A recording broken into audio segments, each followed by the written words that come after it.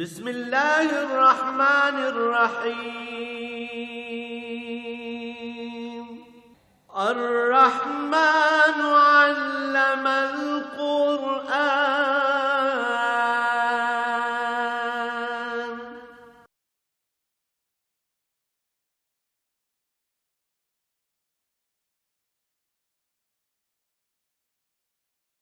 الحمد لله رب العالمين، والصلاة والسلام على حبيبه محمد وآله وصحبه أجمعين.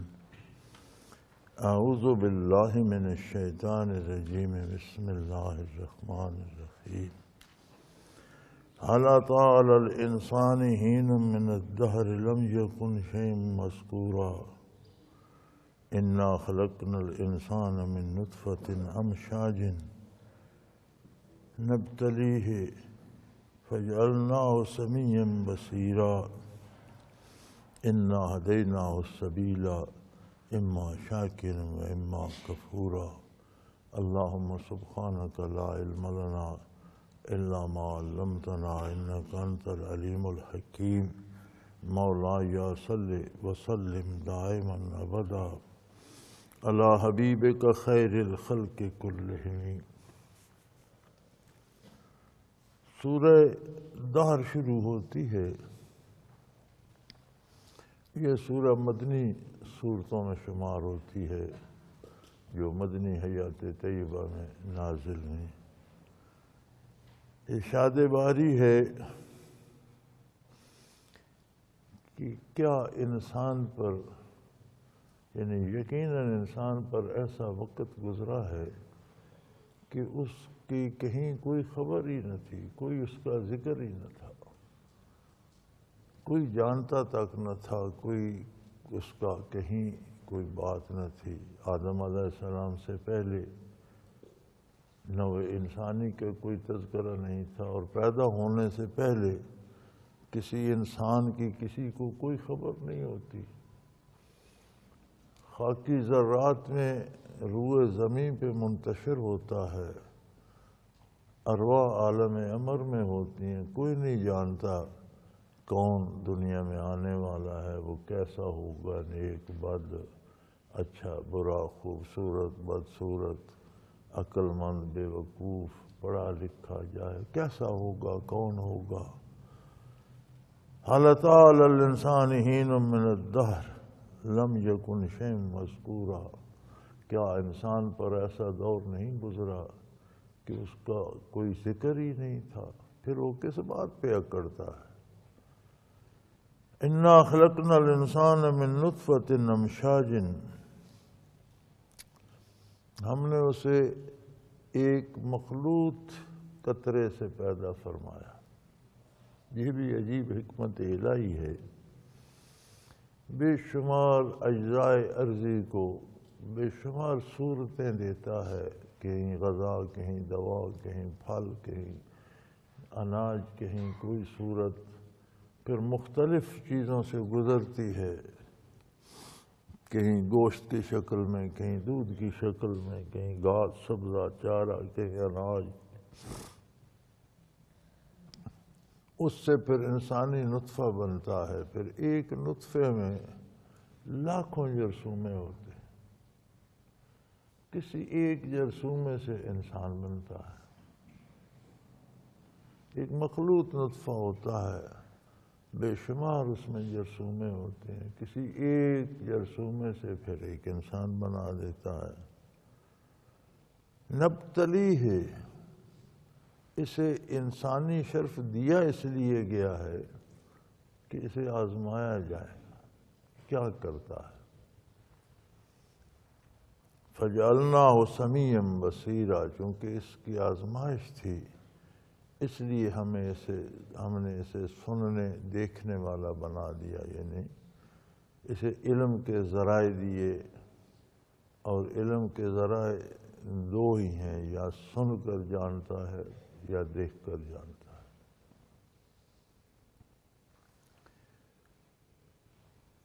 اور یہ دیکھ کر جاننے والا ذریعہ سن کر جاننے والے سے زیادہ مؤثر ہے. مجھے اس بات پہ حیرت ہوتی ہے کہ ہم کتنے دین سے دور ہو گئے ہیں، اور یہ قرآنی رموز اور اشارے جو ہیں ان سے دنیاوی فوائد جو ملتے ہیں وہ کفار نے اس پہ کتنی تحقیق کر لی ہے۔ اب مغرب میں جو بچوں کو پڑھایا جاتا ہے تو اس میں تعلیم بصری جو ہے وہ زیادہ دیتے ہیں، وہ یعنی دیکھ کر جاننے کی چیزیں دکھا کر یہ وہ ہے، یہ فلاں ہے، یہ فلاں ہے، یہ فلاں ہے، یہ اس طرح بنتی ہے، یہ ہم ابھی تک پڑھاتے بول کر ہی سناتے رہتے ہیں کہ یہ فلاں چیز جو ہوتی ہے اس کا مادہ فلاں فلاں ہوتا ہے، اس کے پرزے فلاں ہوتے ہیں، وہ جوڑ کر بناتے ہیں، لیکن وہ مغرب والے وہ چیزیں دکھاتے ہیں پھر جوڑتے ہیں تو بچے بصری طریقے سے زیادہ تعلیم حاصل کرتے ہیں۔ ہمیں شکوہ تو ہوتا ہے کہ روئے زمین پر جی مسلمان بڑے ذلیل ہو رہے ہیں، مسلمان بڑے مظلوم ہیں، برما میں مارے جا رہے ہیں، فلسطین میں مارے جا رہے ہیں، کشمیر میں مارے جا رہے ہیں، فلاں جگہ مارے جا رہے ہیں، لیکن کبھی ہم نے یہ بھی سوچا کہ مسلمان اسلام سے کیا کر رہے ہیں؟ اگر ہم تجزیہ کریں تو مظلوم مسلمان نہیں ہے، مظلوم اسلام ہے۔ یہ خود اسلام سے ظلم کرتے ہیں، اللہ ان پر کافروں کو چھوڑ دیتا ہے کتوں کی طرح۔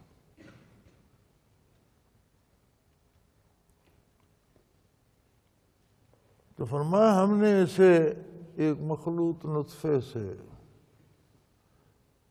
جس سے کوئی کچھ بھی نہیں بنا سکتا، اس کے بھی ایک قطرے کے بھی 1,00,000ویں کسی جرثومے سے ہم نے ایک انسان بنا دیا، اور اسے سمع و بصارت ذرائع علم دے دیے، جاننے والا، دیکھنے سننے والا، سمجھنے والا، حقائق تک رسائی رکھنے کی استعداد رکھنے والا بنا دیا،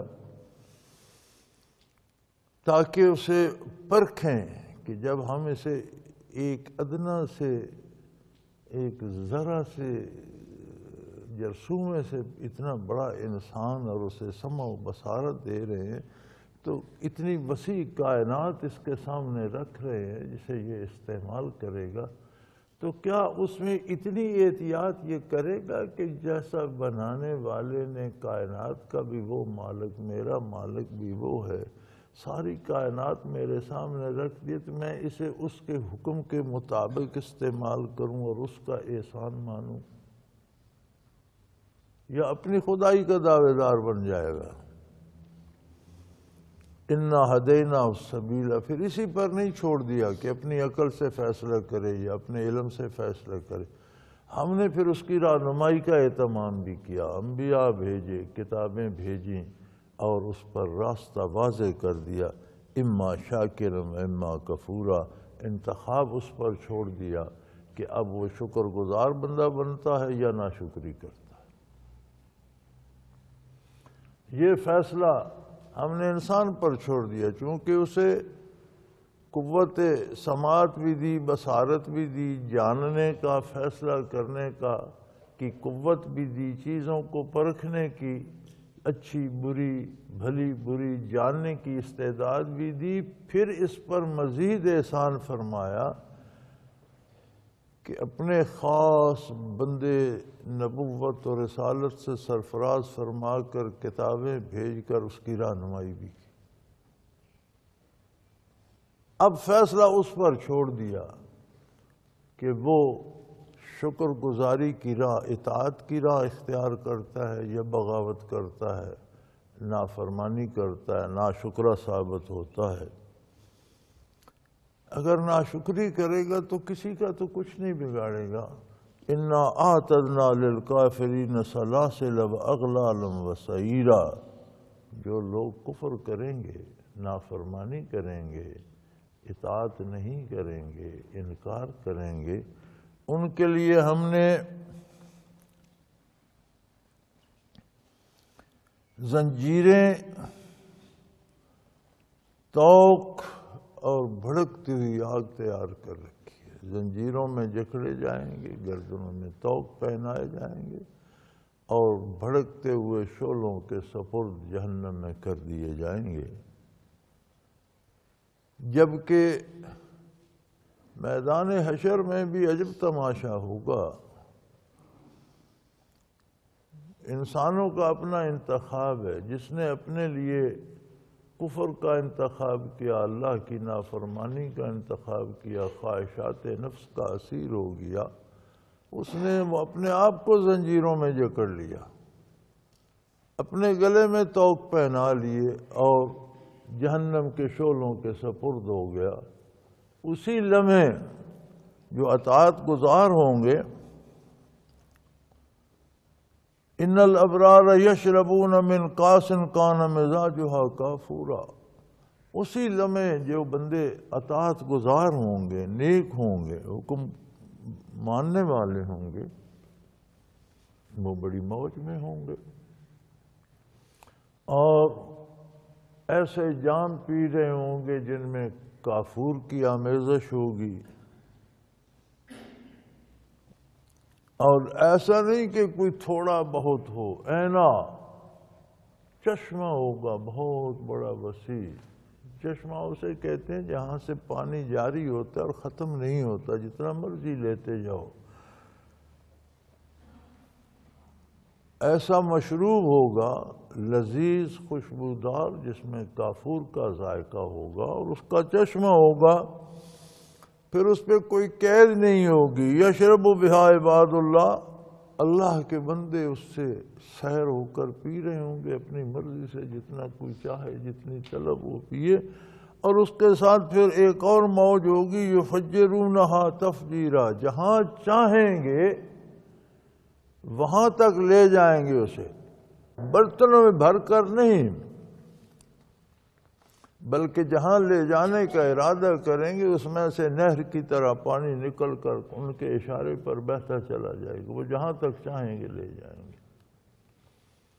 کوئی برتن بھر کے نہیں لے جائیں گے، کوئی چھاگل بھر کے نہیں لے جائیں گے، کوئی گلاس پیالہ بھر کے نہیں، بلکہ چشمے سے نہر کی طرح پانی نکل، جہاں حکم دیں گے پانی وہاں تک پہنچ جائے گا۔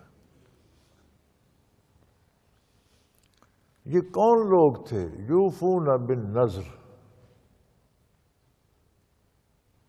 یہ جو نظر کرتے تھے وہ بھی پوری کرتے تھے۔ یعنی نظر کیا ہوتی ہے؟ نظر ہوتی ہے جو چیز آپ پر فرض نہ ہو، از قسم فرض ہو اور فرض نہ ہو۔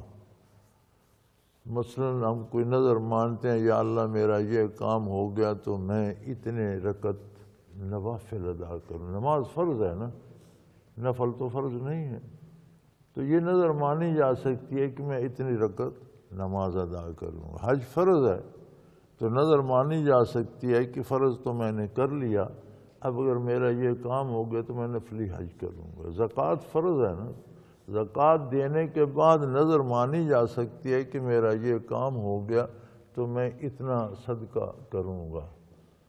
یعنی از قسم فرض ہو اور فرض نہ ہو، اس کے علاوہ منت ماننا جائز نہیں ہے۔ نظر وہ مانی جاتی ہے جو از قسم فرض ہو اور فرض نہ ہو، نفل پڑھے جا سکیں، نفلی روزہ رکھے۔ فرض روزہ رمضان کا تو فرض ہے، لیکن کوئی نظر مانتا ہے کہ یا اللہ یہ کام ہو گیا تو میں اتنے نفلی روزے رکھوں گا، تو وہ جو اپنے لیے نظر مانتے تھے وہ بھی پوری کرتے تھے۔ تو جو چیز اپنے اوپر نفل مانتے تھے وہ پوری کرتے تھے، تو بھلا اللہ کا حکم کب چھوڑتے تھے؟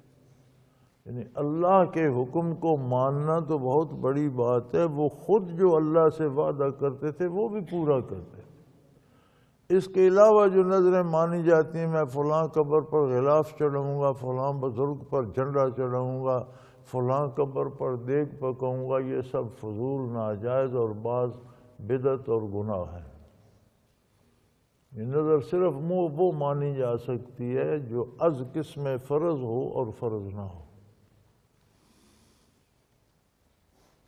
تو یہ وہ لوگ تھے جو اپنے لیے خود وعدہ کرتے تھے وہ بھی پورا کرتے تھے۔ تو احکام الہی تو بجائے خود، یعنی جو خود اپنے پر نظر مان کر کہتے تھے وہ بھی پورا کرتے تھے، تو اللہ کے حکم تو بجائے خود پہلے مانتے تھے۔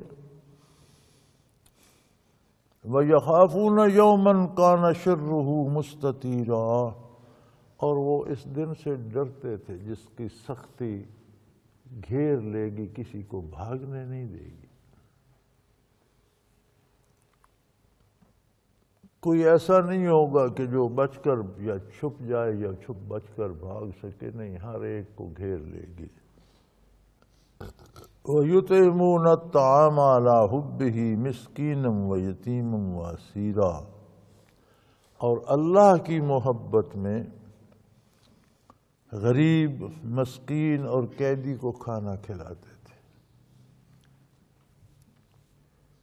غریب وہ بندہ جو مشقت تو کرے لیکن 2 وقت کا کھانا میسر نہ آ سکے اس کو۔ مسکین وہ جس میں محنت کرنے کی تعب ہی نہ ہو، اعضاء نہیں ہے، بیماری ہے، کلولہ لنگڑا ہے، اندھا ہے، کام نہیں کر سکتا۔ غریب وہ ہے جو محنت کرتا ہے لیکن اتنی اجرت نہیں پاتا کہ اپنے شب و روز کا انتظام کر سکے۔ مسکین وہ ہے جو کام کر ہی نہیں سکتا۔ اور قیدی خواہ گھر میں بڑا رئیس ہو لیکن جب قید میں ہو تو اس پر صدقہ، زکوٰۃ، ہر چیز لگتی ہے۔ قیدی اگر کافر بھی ہو تو ریاست اسلامی اس کے کھانے پینے، رہائش کی ذمہ دار ہوگی۔ اب یہ یتیموں، مسکینوں اور قیدیوں کو اللہ کی راہ میں کھلانے کا مطلب یہ ہے کہ جتنی جس کی استطاعت ہے اتنا وہ کرتا تھا، اور جس کے پاس حکومت ہے وہ پورے ملک میں اللہ کا نظام رائج کر کے رکھتا تھا۔ معاشی نظام بنیاد ہے انسانی معاشرے کی۔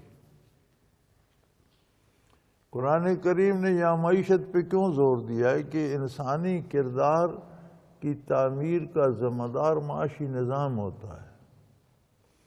جہاں چوری چکاری سے، جوئے سے، سود سے، ناجائز ذرائع سے پیسہ جمع کرنا، وہاں لوگوں کا کردار نہیں بنتا۔ کلوا من طیبات واعملوا صالحا، حلال اور پاکیزہ غذا کھاؤ تاکہ نیک کام کر سکو۔ یعنی نیکی کرنے کے لیے غذا کا حلال اور پاکیزہ ہونا ضروری ہے۔ ہمارے ہاں یہ عادت ہے ہماری کہ ہم نفلیں بہت پڑھتے ہیں لیکن کمانے میں حلال حرام کی تمیز نہیں کرتے، سود لے لیتے ہیں، کم تول لیتے ہیں، جھوٹ بول لیتے ہیں۔ یہ جائز نہیں ہے۔ حرام کھا کر نیکی کی توفیق نہیں ہوتی۔ رواجن یا رسمن کوئی لوگوں کو دکھانے کے لیے سجدے بھی کرتا رہے تو اس سے کوئی فرق نہیں پڑتا۔ اور حکمرانوں سے تو یہ کروڑوں لوگ جو ان کے ماتحت ہیں، ان کے معاشی نظام کی پوچھ گچھ ہوگی، پتہ اس دن چلے گا۔ آج کل ابھی تو دنیا میں تو یہ سمجھتے ہیں ہم ہی بادشاہ ہیں، اس دن پتہ چلے گا جس دن پوچھا جائے گا لمن الملک اليوم، بتاؤ آج حکومت کس کی ہے، کون ہے بادشاہ۔ اور پھر وہ کسی پر احسان نہیں کرتے، کہتے ہیں انما نطعمکم لوجہ اللہ۔ ہم جو انصاف کرتے ہیں، یہ ہر بندے تک اس کے رزق کے پہنچانے کا نظام بنایا ہے، یہ ہر بندے کی فکر کرتے ہیں، یہ تم پر احسان نہیں کرتے، ہم اللہ کی رضا کے لیے یہ کام، یہ ہماری ذمہ داری ہے۔ نہیں کریں گے تو اللہ کریم ہم سے خفا ہوں گے، ناراض ہوں گے، جواب طلبی ہوگی۔ تو ہم اللہ کی رضا کے لیے اپنی ذمہ داری پوری کر رہے ہیں، تم پر احسان نہیں کر رہے، اس لیے تم سے کسی بدلے یا شکریہ کی توقع نہیں رکھتے۔ یہاں تو معاملہ ہی الٹ ہے نا، کام نہ کر کے بھی کہتے ہیں جی ووٹ ہمیں دینا، ہم نے بڑا تم پر احسان کیا ہے۔ ایسا ہی ہوتا ہے نا۔ فرمایا نہیں، وہ ووٹوں کے لیے کام نہیں کرتے، وہ کسی کا شکریہ حاصل کرنے کے لیے، کسی کو ممنون احسان کرنے کے لیے، وہ اللہ کی رضا کے لیے کام کرتے۔ اور لوگوں سے کہتے ہیں کہ تمہارے فیصلے تم اپنی دیانتداری سے کرو، جو ہم تمہاری بہتری کر رہے ہیں یہ ہماری ذمہ داری ہے، اگر نہیں کریں گے تو ہم سے پرسش ہوگی، ہم اللہ کو راضی کرنے کے لیے تمہاری خدمت کر رہے ہیں، تم سے کسی بدلے یا تمہارے شکریہ کی ضرورت نہیں ہے۔ اِنَّا نَخَافُ مِن رَبِّنَا يَوْمًا عَبُوسًا قَمْطَرِيرًا، ہم اپنے پروردگار سے ڈرتے ہیں کہ ایک دن ایسا آ رہا ہے جس دن چہرے بگڑ جائیں گے، شکلیں بدل جائیں گی، چہرے مسخ ہو جائیں گے اور دل پھٹنے کو آ جائیں گے۔ اتنا سخت دن ہوگا کہ چہرے بدل جائیں گے اور دل پھٹنے کو آ جائیں گے، اور یہ اس کی ربوبیت کا تقاضا ہے۔ ہم اپنے رب، یہاں رب استعمال اس لیے فرمایا کہ یہ تقاضا ربوبیت ہے۔ آپ ایک دانہ بوتے ہیں، اس سے پودا بنے گا، اگر دانہ گندم کا ہے اس پر گندم کا بیج آئے، گندم کے دانے آئیں گے، باجرے کا ہے باجرے کا سٹا نکلے گا، جوار کا ہے جوار کا نکلے گا۔ یہ ربوبیت کا تقاضا ہے۔ عمل بھی ایک بیج ہے، اس پر پھل آئے گا۔ تو اگر ہم غلطی کریں گے تو اس پر اس دن بہت مشکل بن جائے گی، جس دن اتنا سخت ہوگا کہ چہرے مسخ ہو جائیں گے اور دل پھٹنے کو آ جائیں گے۔ اس دن کیا کریں گے؟ اس لیے ہم اللہ کی اطاعت کرتے ہیں کہ اس دن اچھائی ہو، اچھا پھل پائیں۔ فَوَقَّاهُمُ اللَّهُ شَرَّ ذَلِكَ الْيَوْمِ، سو ایسے لوگوں کو جو اللہ کی ناراضگی سے ڈر کر اللہ کی اطاعت کرتے ہیں اور اللہ کے بندوں کو ان کے حقوق دیتے ہیں اور ان پر رحم کرتے ہیں اور ان کا معاشی نظام اللہ کے نظام کے مطابق بناتے ہیں۔ یا تو یہ سارا شور ہوتا ہے نا، روزانہ سارا دن ٹی وی چیختا رہتا ہے جی پارلیمنٹ والا دست ہے، جی پارلیمنٹ مقدس ادارہ ہے۔ کیا خاک مقدس ادارہ ہے؟ جو خواہشات ہیں وہ پارلیمنٹ سے ہی پاس ہو رہی ہیں۔ اللہ کے حلال و حرام کی پرواہ نہیں، اللہ کے قوانین کی پرواہ نہیں، یہ ٹگے ٹگے کے لوگ اپنی مرضی مخلوق پر مسلط کر رہے ہیں۔ پتہ اس دن چلے گا جب میدان حشر میں ہم جائیں گے۔ فرمایا جو لوگ اس دن سے ڈر کر اللہ کی اطاعت کرتے ہیں اور اللہ کے دیے ہوئے نظام کو نافذ کرتے ہیں، فَوَقَّاهُمُ اللَّهُ شَرَّ ذَلِكَ الْيَوْمِ، اس دن کی ساری تکلیف سے اللہ انہیں محفوظ رکھے۔ بڑے زلزلے آئیں گے، زمین لرز جائے گی، پہاڑ روئی کے گالوں کی طرح اڑیں گے، سمندر خشک ہو جائیں گے، سورج چاند جھڑ جائیں گے، آسمان پھٹ جائیں گے، اتنا دھماکہ ہوگا۔ لیکن اللہ کے بندوں کو خبر بھی نہ ہوگی کہ کیا ہوا ہے، وہ موج میں بیٹھے جام لنڈھا رہے ہوں گے۔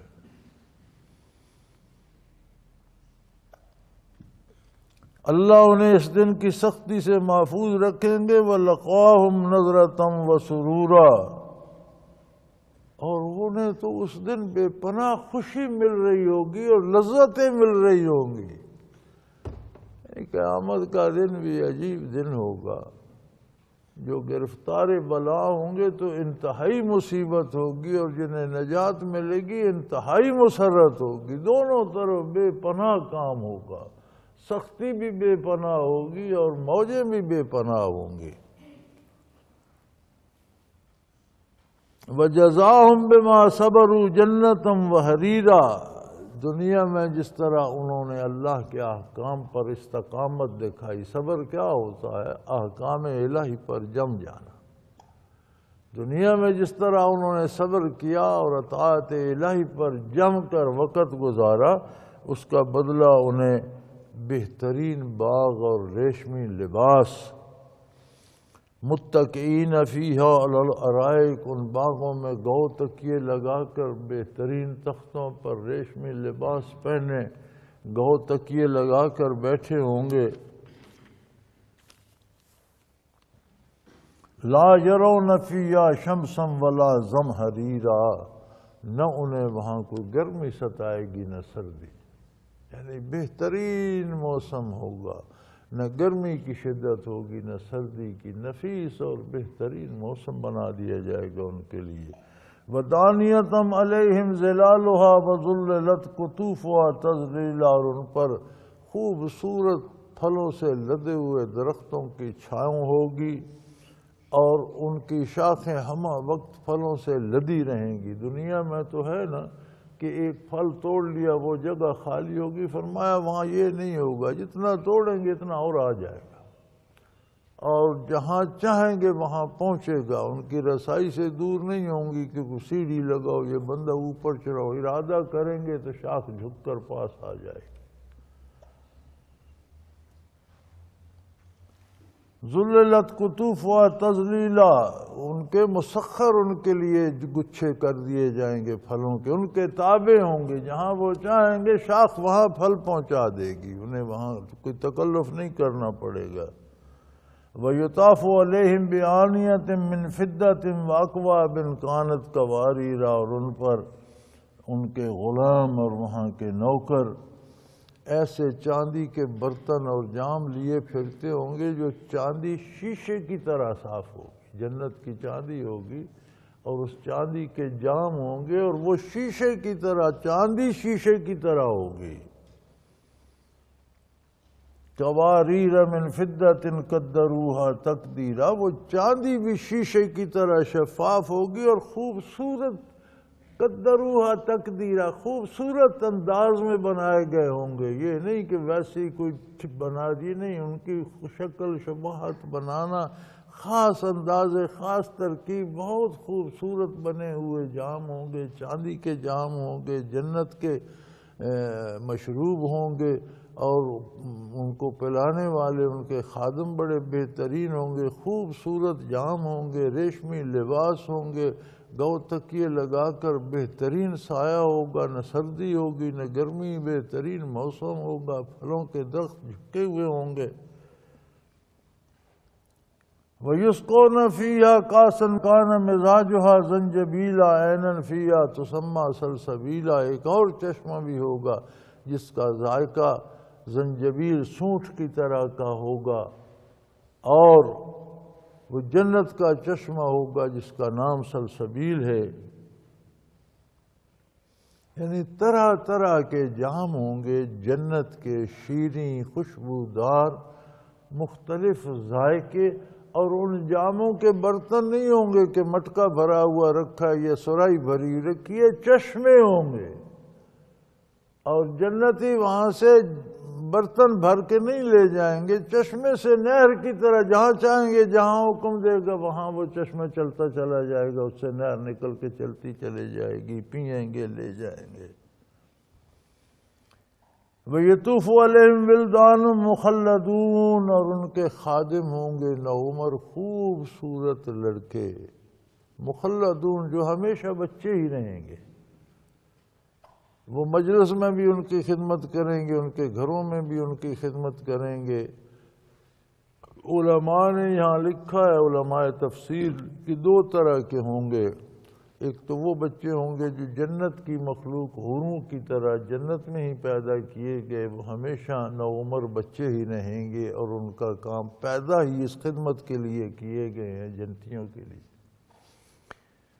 دوسرے علماء کا یہ خیال ہے کہ جو لوگ کفر پر ہیں اور ان کے جو نابالغ بچے مر جاتے ہیں، چونکہ اسلام کا مکلف تو بلوغت پر ہوتا ہے بندہ، بلوغت سے پہلے جو بچے مر جاتے ہیں انہیں بھی جنت میں بھیج دیا جائے گا، لیکن وہ وہاں بچے ہی رہیں گے اور جنتیوں کے خادم ہوں گے، چونکہ انہوں نے نہ تو ان کے پاس ایمان لانے کی فرصت ملی، ایمان ہی نہیں لائے تو عمل کیا کریں گے، عمل تو کوئی ہے نہیں، تو جہنم کا عذاب اس لیے نہیں دیا جائے گا کہ وہ ثواب گناہ کے مکلف نہ تھے، جہنم میں نہیں بھیجے جائیں گے، لہذا اللہ اپنے کرم سے انہیں بھی جنتیوں کے خادم بنا دے گا، اور ہمیشہ وہ جنتی جو جنت سے پیدا کیے گئے یا جو یہ جائیں گے سب بچے ہی رہیں گے اور جنتیوں کی خدمت کرتے رہیں گے۔ اذا رأیتہم حسبتہم لؤلؤا منثورا، اتنے خوبصورت بچے ہوں گے، اتنے حسین اور اتنے خوبصورت لباس، اور ایسے جچے تلے کہ اے مخاطب تو دیکھے گا تو سمجھے گا کسی نے موتی بکھیر دیے، جس طرح بہت سے موتی بکھیر دیے جائیں، اس طرح وہ خوبصورت حسین بچے جنتیوں کی خدمت کرتے پھر رہے ہوں گے۔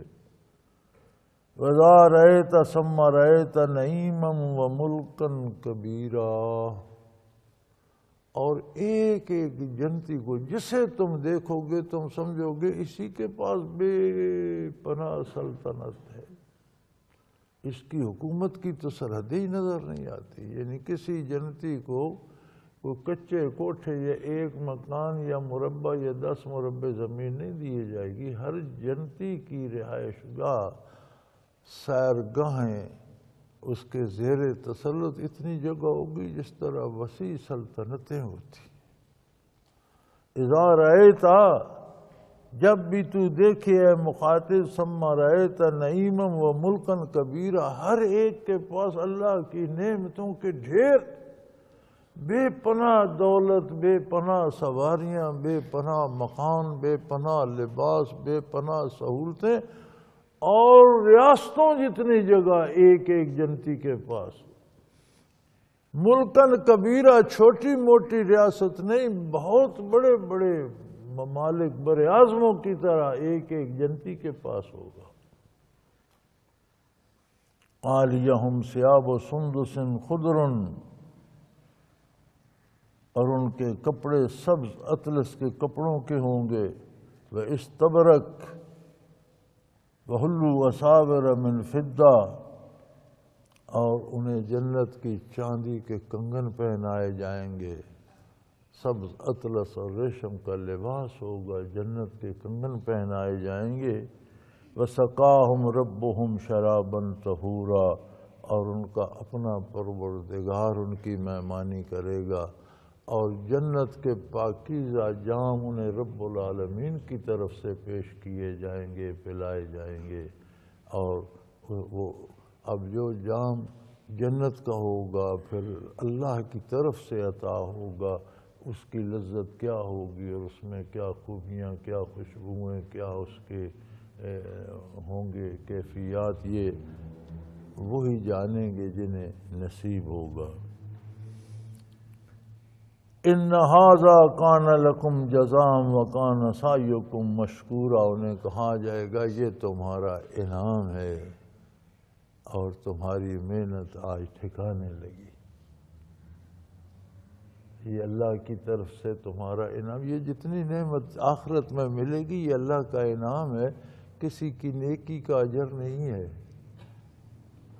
چونکہ ہم جتنی عبادت کرتے ہیں اس کی مزدوری ہم پہلے لے چکے ہیں۔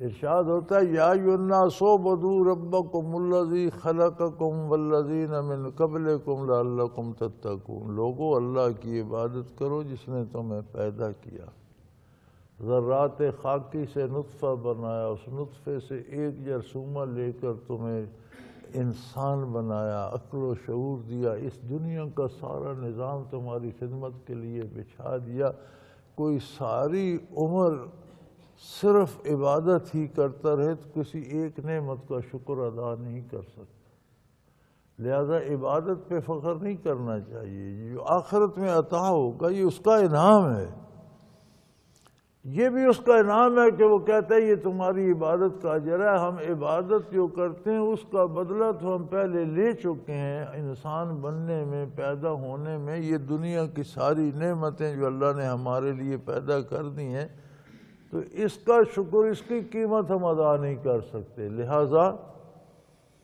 یہ تمہارا بدلہ بھی ہے، انعام ہے اللہ کا، اور تمہاری محنت ٹھکانے لگی، تم نے اللہ کی اطاعت کی، اللہ کی عبادت کی، حلال کھایا، اپنا معاشی نظام اللہ کے حکم کے مطابق بنایا، اپنا سیاسی نظام اللہ کے قانون اور قاعدے کے مطابق بنایا، دنیا میں عدل کیا، ظالموں کو سزا دی، شرفاء کو عزت دی۔ ہمارے معاشرے کا نظام تو الٹ ہے نا، یہاں ظالموں کی عزت ہے، شریفوں کو ذلیل کیا جاتا ہے۔ ہمارے نظام ایسے ہیں، عدالتی نظام جس سے انصاف ملنا چاہیے، شریف پھنس جائے رسوا ہوتا رہتا ہے، بدماش پھنس جائے اس کے خلاف کوئی گواہی نہیں دیتا، اور دوسرے دن باعزت بری ہو کے گھر آ جاتا۔ اللہ ہمیں معاف کرے۔ بڑا ساتھی بھی روز میری ڈاک میں بھی بڑا ہوتا ہے، جی فلاں مسلمانوں پر بڑا ظلم ہو رہا ہے، شام میں مسلمانوں پر بڑا ظلم ہو رہا ہے، فلسطین میں بڑا ظلم۔ لیکن میں سوچتا ہوں کہ کبھی ہم نے یہ بھی سوچا کہ ہم مسلمان اسلام پر کتنا ظلم کر رہے ہیں؟ یہ جتنے مسلمانوں کے جن پر ظلم ہو رہا ہے، ان کی شکلیں مسلمانوں جیسی ہیں، ان کا لباس مسلمانوں جیسا ہے، ان کا کھانا پینا، ان کا نظام مسلمانوں جیسا ہے، تو کیا اسلام کہاں ہے؟ جو بندہ ظاہر بھی نہیں بنا سکتا، اس کا باطن کیا خاک ہوگا؟ باطن تو بہت محنت سے بنانا پڑتا ہے، ظاہر تو آسان ہے۔ تو جب ہم ظاہری بھی اسلام کی جو ہے وہ نہیں قدر کر سکتے تو دل سے کیا کریں گے؟ ہمارا ساری اسلامی ریاستوں میں سود کھایا جاتا ہے، ساری اسلامی ریاستوں میں سوائے چند ایک عرب ریاستوں کے باقی سارے باطل قوانین اور غلاموں کی طرح انگریزوں کے اور غیر ملکی قوموں کے اور کافروں کے بنائے ہوئے قانون ہم جو ہیں ان پر عمل کرتے ہیں، اللہ کے قوانین ہم نے چھوڑ دیے ہیں۔ تو اس کا نتیجہ کیا ہوگا سوائے رسوائی، ضلالت، تکلیف اور دکھ کے؟ اور جن لوگوں کو یہ بڑا دکھ ہوتا ہے اور جو روز لکھتے اور ای میل کرتے ہیں، کبھی ان کو اسلام کا دکھ نہیں لگا کہ یہ اسلام کے ساتھ ہم کتنی زیادتی کر رہے ہیں؟ اس عید میں مظلوم تو ہمیں اسلام نظر آتا ہے، اس کے ساتھ زیادتی ہوتی ہے، ظلم ہو رہا ہے۔ اللہ کریم ہمیں معاف فرمائے اور ہمیں توفیق دے کہ ہم اسلام کو اپنائیں، اسلام پر عمل کریں، اپنا نظریہ عقیدہ درست کریں، اپنا کردار درست کریں، تو عظمت رفتہ آج بھی آ سکتی ہے۔ اللہ وہی ہے، اس کے وعدے بھی وہی ہیں، اللہ کا رسول وہی ہے اور اس کی نبوت جاری و ساری ہے، اللہ کی کتاب وہی ہے، کچھ نہیں بدلا، ہم بدل گئے ہیں۔ اللہ ہمیں توفیق دے کہ ہم واپس دامان رسالت کو تھامیں، تو آج بھی مسلمانوں کے لیے سربلندی اور سرفرازی کے مواقع موجود ہیں۔ وآخر دعوانا ان الحمدللہ رب العالمین۔ اللہ اللہ اللہ اللہ اللہ اللہ اللہ اللہ۔ حضرت امیر محمد اکرم آوان مد ظلہ العالی دارالعرفان منارہ ضلع چکوال میں سالہ سال سے قرآن و حدیث کے اوپر خطابات کر رہے ہیں اور سلسلہ نقشبندیہ اویسیہ کے مطابق لوگوں کو ذکر الہی کی تربیت دے رہے ہیں۔ وہ قرآن پاک کی تفسیر ترتیب وار بیان کر رہے ہیں۔ تفسیر قرآن کو وہ موجودہ ملکی اور بین الاقوامی حالات کے مطابق بیان کرتے ہیں۔